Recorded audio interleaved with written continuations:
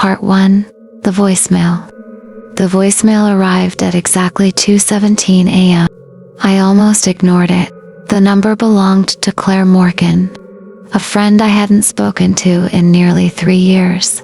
We used to be close in college, but life happened. Different cities, different jobs. Eventually, we stopped talking altogether. Seeing her name on my phone at that hour felt strange. I let it ring. Then it stopped. A few seconds later, a voicemail notification appeared. I remember staring at the screen. Something felt wrong. Maybe it was the time. Maybe it was the fact that Claire never called anyone after midnight. I pressed play. At first, there was only silence. Then, a faint creaking sound, like old wood shifting under someone's weight. For several seconds, nobody spoke. I was about to hang up when I heard Claire breathing. Fast, uneven, terrified. "Hello," her voice shook. "If you're hearing this, please call me back." More silence. Then another creak, louder this time. Claire gasped. "Oh my God." I felt my stomach tighten. She sounded genuinely frightened, not joking, not acting, actually scared. "Someone's in my house." The words came out as a whisper. I turned the volume higher.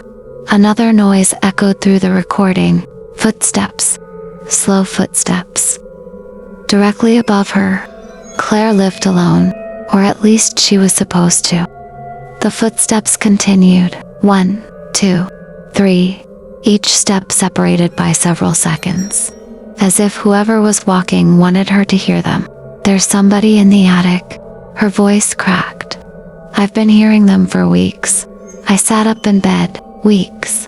Why hadn't she called the police? The footsteps stopped. For a moment, everything went silent. Then I heard another sound.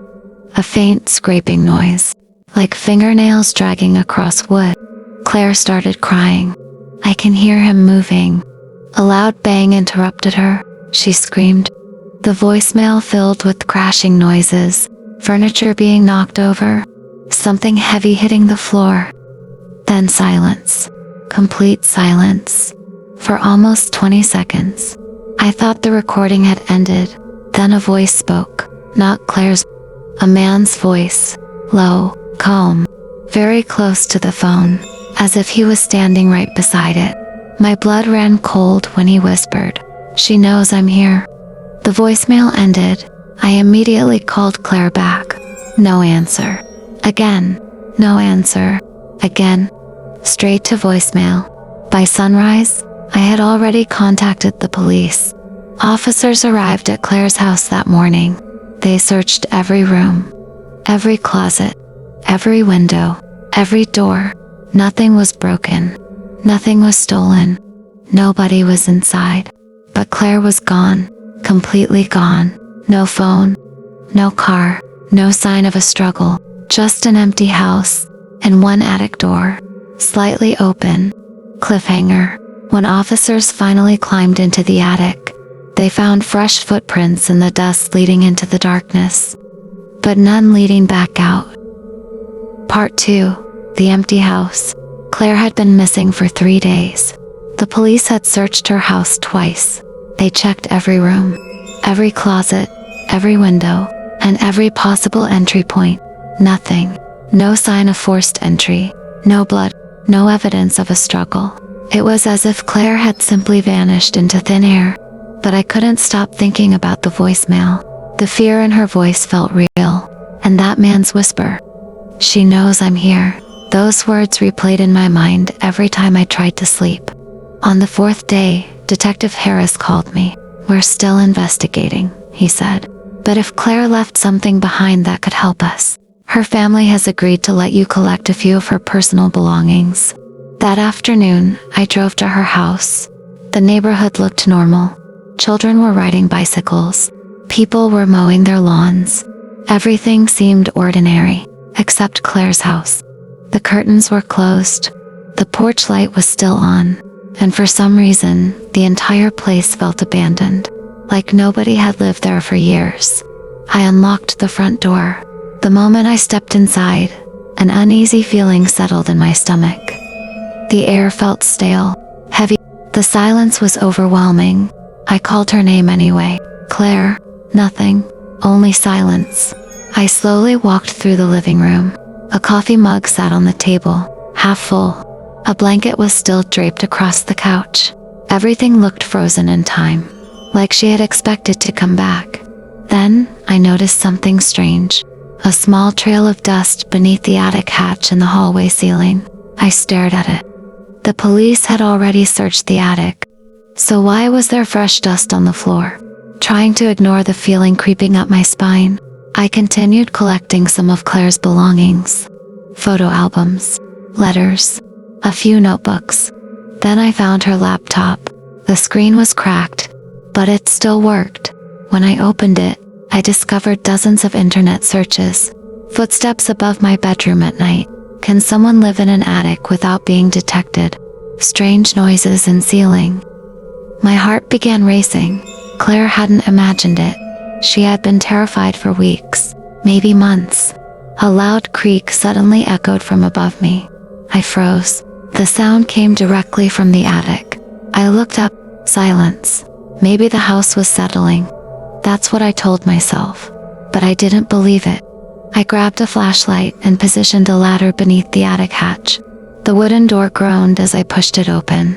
A wave of stale air drifted down. The darkness above looked endless. For several seconds, I considered climbing back down. Instead, I forced myself upward. The attic was larger than I expected. Dust covered everything. Old boxers lined the walls. Broken furniture sat in corners. My flashlight beam swept across the room. Nothing. At first, then I noticed something near the far wall. Food wrappers. Dozens of them. Candy wrappers. Empty water bottles. Cans. Recently opened. Not old. Recent. My stomach tightened. Someone had been spending time up here. A lot of time. The police should have found this. Unless whoever left them had returned after the search. The thought made my blood run cold. I continued moving deeper into the attic. That's when I saw the scratches. Long scratches carved into the wooden beams. Some were fresh. Others looked years old. They weren't random. They looked deliberate. Like tally marks. Hundreds of them. As if someone had been counting days, or victims. The flashlight trembled in my hand. I turned toward the attic window. For a split second, I thought I saw movement outside. A shadow. Watching me? I blinked. Nothing was there. Then my flashlight beam landed on the floor. Words had been written in the dust. Large, uneven, fresh. My heart nearly stopped. 3 words. Don't look up. I stared at the message, confused, terrified. And then, very slowly, I heard a floorboard creak directly above me, as if something was moving across the attic ceiling. Somewhere in the darkness, right over my head. Part 3. Someone was living there. For a split second, I couldn't breathe. The flashlight shook violently in my hand. 2 pale eyes stared down at me from the darkness above. They didn't blink. They didn't move. They simply watched. Every instinct in my body screamed at me to run. Then suddenly, the eyes disappeared. I stumbled backward and nearly fell through the attic hatch. My flashlight slipped from my hand and crashed onto the floor below. Darkness swallowed the attic. I scrambled down the ladder and slammed the hatch shut. For several seconds, I stood there gasping for air. Nothing happened. No footsteps. No sounds. No movement. Just silence. I left the house immediately. The next morning, I met Detective Harris at the police station. He listened carefully as I described everything I had seen. The food wrappers, the scratches, the message in the dust, and the eyes. To my surprise, Harris didn't laugh. He didn't tell me I imagined it. Instead, he looked disturbed, very disturbed. After a long silence, he opened a file folder and slid several photographs across the table. The pictures showed Claire's attic, taken during the police investigation. The food wrappers were visible. The water bottles too. My stomach tightened. You found them? I asked. Harris nodded. We found evidence that someone had been living in that attic. I stared at him. What do you mean living there? He rubbed his forehead. Whoever it was stayed hidden. We estimate several months, maybe longer. The room suddenly felt colder. Months. Someone had been living directly above Claire, watching her, listening to her, knowing her daily routine, without her ever seeing them. Did you find out who it was? Harris slowly shook his head. No fingerprints. No DNA that matches any database. That answer terrified me even more, because it meant the person was still out there. Later that day, I began talking to Claire's neighbors. Most of them hadn't noticed anything unusual, but one elderly woman named Martha told me something strange. I used to hear footsteps. My heart skipped. What kind of footsteps? She looked toward Claire's house. Late at night, always after midnight. From the attic. She nodded. I thought she had someone staying with her. I felt a chill run down my spine. Martha wasn't the only one. A man who lived across the street told me he occasionally saw movement through the attic window. A shadow crossing back and forth. At the time, he assumed it was Claire. Now he wasn't so sure. The deeper I dug, the worse everything became.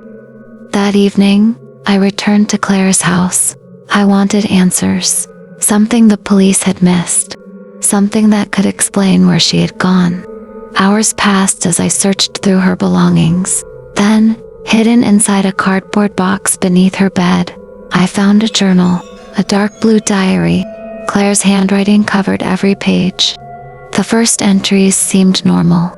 Work stress, family problems, daily life. Then the tone changed. The entries became shorter, more frantic, more fearful. One entry read, "Footsteps again tonight." Another, "I heard breathing through the ceiling vent." A week later, "I'm starting to think someone is watching me." As I continued reading, her fear became impossible to ignore. She stopped sleeping. She stopped inviting friends over. She stopped leaving the house unless necessary. Every page felt like a warning. Then I reached the final section. The handwriting became shaky, uneven, as if she had been writing while terrified. One entry stopped halfway through a sentence. Another page contained only 3 words. "He's still here." I turned to the last page.